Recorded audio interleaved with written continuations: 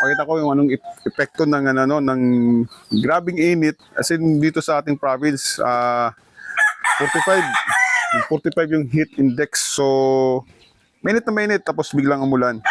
Kaya tingnan mo ang ano naging epekto sa ating mga cockerels, no. So halos lahat sila parang may sipon. So yun ang tingin ko napaka-crucial ngayong ganitong panahon. Actually, tatlo tayong hiniwalay na dahil ano na, medyo baka lumala at makapag ano pa sa ganitong edad, binibigyan ko sila ng yung water soluble plus yung tableta para at least makontain kagad yung spread. Good thing naman is magana pa din silang kumain. Okay? So, pakainin na muna natin sila.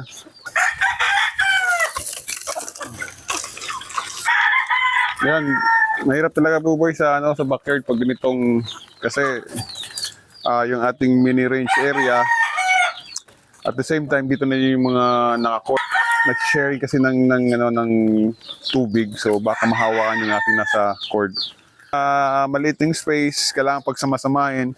Nagsiseparate lang sa kanila is yung kulungan, yung barn, saka itong cording area.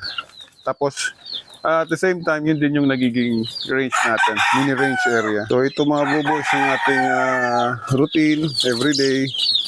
While hindi pa sila nakakapag nasa month old na ito, pero hindi pa natin talagang hinahayaan doon sa barn.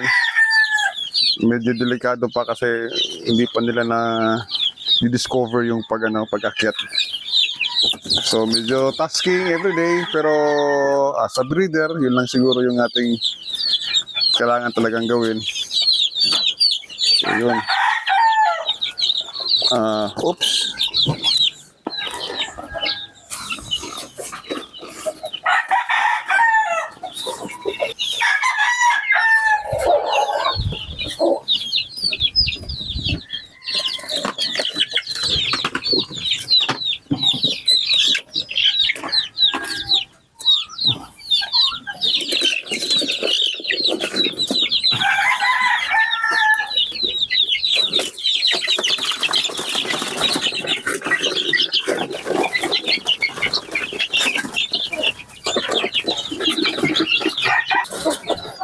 Yan, naglabas na.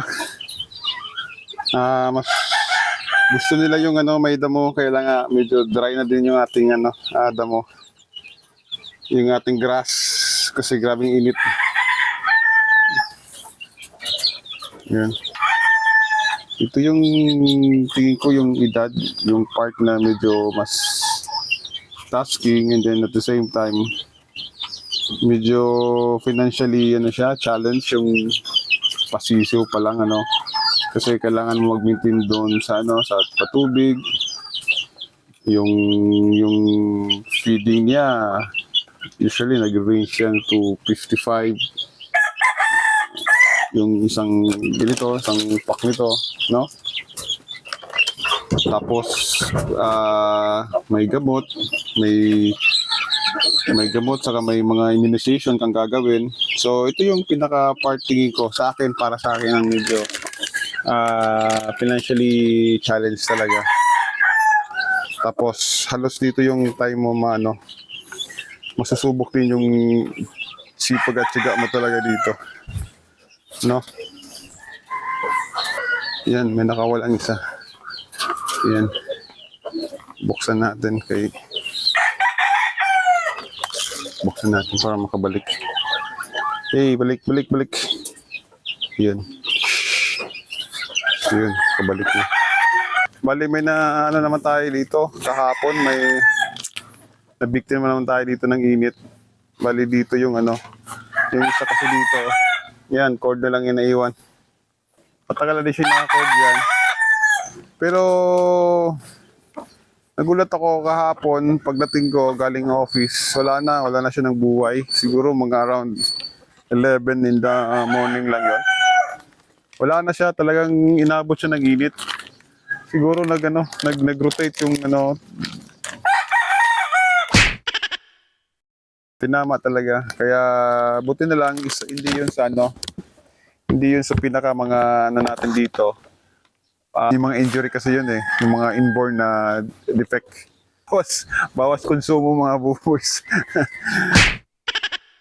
Kaya during the lunchtime, we ensure that fresh water ay available naman ulit sa kanila. Para lang ma-rehydrate. No? Yan si Golden Boy natin, si Red Game Farm. Yan. Yan si Bobo Boy, Golden Boy, Golden Bobo Boy. Nakakain na yung ating mga sisiyo. Relax na sila. Kasi yun ang pinaka early morning, maingay na part. Arrange na din natin sila. Dito na lang din sa ano na natin, bibitawan na din natin sila dito sa ating backyard. So, ang routine natin na gagawin dyan, itong mga nasa cord, ay ililipat natin sa ating kulungan. Para makabelo kasi pag sinabay natin na may naka-cord tapos binitawan natin yung mga sisiyo, tendency binubuli nila yung yung maliliit. So ano yan, scheduling lang tayo. Pag after a while, pwede naman natin ikulong naman yung mga sisiyo, ibabalik naman natin sa cord. At yun lang yung scheme natin, management ng pag-maximize ng pag-backyard, ganyan talaga eh. Minamaximize na lang yung space na kung pwede, nung pwede sa kanila. So, yun. Anyway, ang kagandahan naman kasi kakaunti na lang naman ang naka-cord natin dito. 1, 2, 3, 4. So, nasa 6 lang naman yung naka-cord natin ng mga nokis na lang, mga stags and cocks, no? So, madali nating mailagay sa ating kulungan. So, yun lang mga buboys, no? Dahil sobrang init talaga, mag-ingat tayo. Ingatan natin yung ating mga nokis. Gawin nating habit yung pag-check parate. So, yun mga buboys, yan ang mga challenges na hinaharap natin dito sa ating backyard. But as the breeding goes on, sige lang, kayang-kaya yan. Mas surpass din natin ito. Important thing is, hindi lang natin papabayaan yung ating mga nokis. Okay? Yan. Oh, gwapong-gwapo yung ating Red Game Farm. So, that's it muna mga boys. Ngayong umaga, yung ating routine. Maraming salamat again sa panonood. At mag-ingat tayong lahat. Sobrang init. Lalo na itong mga farm boys.